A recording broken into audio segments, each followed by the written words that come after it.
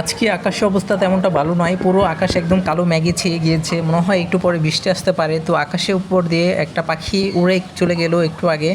আমার বারান্দা পালা কোয়েল পাখিগুলো খাঁচা থেকে বের হয়ে গিয়েছে তিনটা, শুধু একটি মাত্র কোয়েল পাখি খাঁচার মধ্যে আছে, এই পুরুষ কোয়েলটা আছে, আর এখানে দুইটা নর কোয়েল আছে আর একটা মাদি আছে। মাদিটাও খাঁচা থেকে বের হয়ে গিয়েছে। তো এরা বাহিরে দেখতে পেয়েছে কবুতর অনেক খাবার ফেলে দিয়েছে, সেসব খাবার খাঁচা থেকে বের হয়ে খুঁজে খুঁজে খাচ্ছে। আমি অনেকটা পরিমাণ খাবার খাঁচার মধ্যে দিয়েছি, তারপরও ভুট্টা ভাঙার গোড়াটা তেমনটা খায় না। তো এগুলোর জন্য আজকে খাবার কিনতে যেতে হবে। কালকের ভিডিওতে আমি কোয়েল পাখি হাতে নিয়ে একটু উড়ানোর চেষ্টা করেছিলাম, দেখতে চেয়েছিলাম কোয়েল পাখিগুলো উড়ে চলে যায় কি না। তো একটা কোয়েল পাখি দেখি অনেকটাই উড়ে বারান্দার উপর দিয়ে চলে যেত, যদি সাথে সাথে না ধরতাম। তার জন্য আমার দরকার কোয়েল পাখিগুলোর পাখাগুলো কেটে দেওয়া, না হলে এরা বের হয়ে কখন উড়ে চলে যায় খবর নাই। কারণ একটা নর কোয়েল পাখি প্রচুর চালাক, অন্যগুলো তেমনটা চালাক না হলেও একটা নর কোয়েল পাখি প্রচুর পরিমাণে চালাক, সেটাকে ধরাই যায় না। আর যদি ধরি সেটা হাত থেকে ছুটে চলে যায় বা হাতের কাছে আসতে চায় না, এরকম করে। তো আমার দরকার কোয়েল পাখিগুলোকে এখন কেচি দিয়ে পাখাগুলো কেটে দেওয়া, যাতে এরা উড়ে চলে না যায়। খাঁচা থেকে বের হলেও যাতে আশেপাশে খাবারগুলো টুকে টুকে খেতে পারে, যাতে না চলে যায় উড়ে কোথাও। তার জন্য আমি প্রথমে এই মাদি কোয়েল পাখিটাকে আগে হাতের কাছে নিয়ে আসলাম, এরপর কেচি দিয়ে অল্প পরিমাণ পাখা কেটে দিব, যাতে এরা উড়ে না চলে যায়। আমি প্রথম কোয়েল পাখিটাকে মুরগি যেরকম ধরে পাখার মতো, তো সেই রকম দুইটা পাখাতে আগে হাত দিয়ে ভালোভাবে ধরে দুইটা পাখাই একদম সোজা করে একদম বড় পাখাগুলো সেইগুলোই কেটে দেবো। ছোটো পাখাগুলো কাটবো না, কারণ এরা বড় পাখার মাধ্যমেই অনেক শক্তি পায় এবং সেটা দিয়ে উড়ে চলে যায়। তো বড় পাখাগুলো আমি এখন কেটে দিচ্ছি। দুই পাশে পাখাই কেটে দিতে হবে, এক পাশে দিলে হবে না, সমান করে দুই পাশে পাখাই কেটে দেবো, যাতে এরা উড়ে না চলে যেতে পারে। আর আশেপাশেই যাতে খাঁচা থেকে বের হলে এই খাবারগুলো যাতে খেতে পারে আর খাঁচার নিচেই যাতে থাকে। এখন খাঁচায় থাকা এই নরকুল পাখিটাকে আমি ধরার পর একটু সিদ্ধান্ত নিলাম এটা কাটবো কি না, মানে পাখাগুলো কাটবো কি না, কারণ এই পাখিটা সাইজে একটু বড় আর সেগুলো এটা খাঁচা থেকে বের হয় না। আর অন্যান্য পাখিগুলো একটু ছোট থাকায় খাঁচার এই ফাঁকাগুলো থেকে বের হয়ে এরা চলে যায় আশেপাশে। তো আমি ওই পাখিটা কাটিয়ে নিই, পাখা কাটিয়ে নিই, এটা তো বের হয় না, শুধু শুধু পাখা কেটে লাভ কি, যেগুলো বের হয় সেগুলোই কাটবো।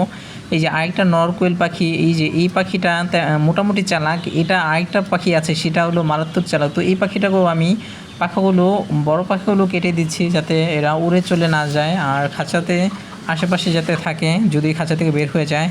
এরপর আমি আরেকটা পাখি আছে নরকোয়েল, সেই পাখিটা মারাত্মক চালাক। এই পাখিটা আমাকে অনেক সময় নষ্ট করেছে, আমাকে একদম বিরক্ত বানিয়ে দিচ্ছে। এই পাখিটাকে আমি ধরতেই পারি না, যদি এই পাশে দিয়ে ধরতে যাই তাহলে ওই পাশে চলে যায়, আবার ওই পাশে ধরলে এই পাশে চলে যায়, এরকম মারাত্মক চালাক ছিল। আমি ধরতে অনেক সময় লেগেছে, প্রায় 3 থেকে 4 মিনিটের মতো সময় লেগেছে এই পাখিটাকে ধরতে।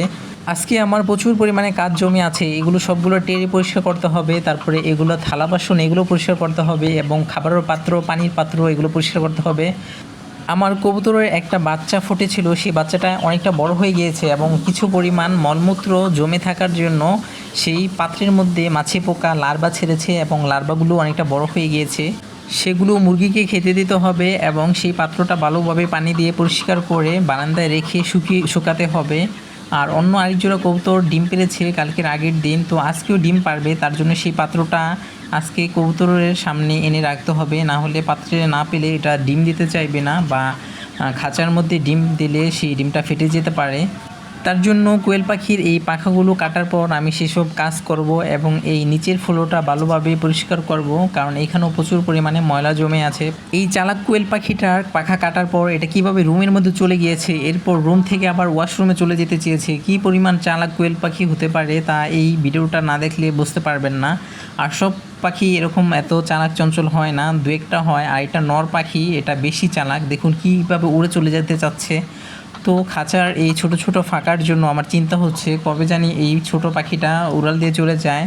তো যাই হোক, যদি ভাগ্যে থাকে তাহলে চলে যাবে। আর নর কোয়েল পাখি হারিয়ে গেলেও তেমনটা সমস্যা নাই, কারণ 3টাই নর, আর তো 2টা আছে, মাদি যাতে হারিয়ে না যাক, মাদি থাকুক। কোয়েল পাখির এই খাবার পাত্রগুলো ময়লা হয়ে গিয়েছে, একটু পর আমি পরিষ্কার করব, কারণ প্রত্যেক দিন পরিষ্কার করার পর ভিডিও করি। আর আজকে যেহেতু কোয়েল পাখির পাখাগুলো কাটার ভিডিও করা লাগবে, তার জন্য এই ময়লাগুলো দেখানো হচ্ছে। তো যাই হোক, আমি একটু পর এগুলো পরিষ্কার করবো। আর এখানে গম আর ডিমের খোসা রোদে শুকাতে দিয়েছিলাম, গমগুলো ওই দিন বৃষ্টির পানিতে ভিজে গিয়েছিল তাই শুকাতে দিয়েছি। আর আজকেও বৃষ্টি আসতে পারে, দেখুন অনেকটা কালো অন্ধকার হয়ে গিয়েছে। তো আমার ভিডিও ভালো লাগলে একটা লাইক, কমেন্ট আর একটা সাবস্ক্রাইব করুন রইল। সবাই ভালো থাকবেন, আল্লাহ হাফেজ।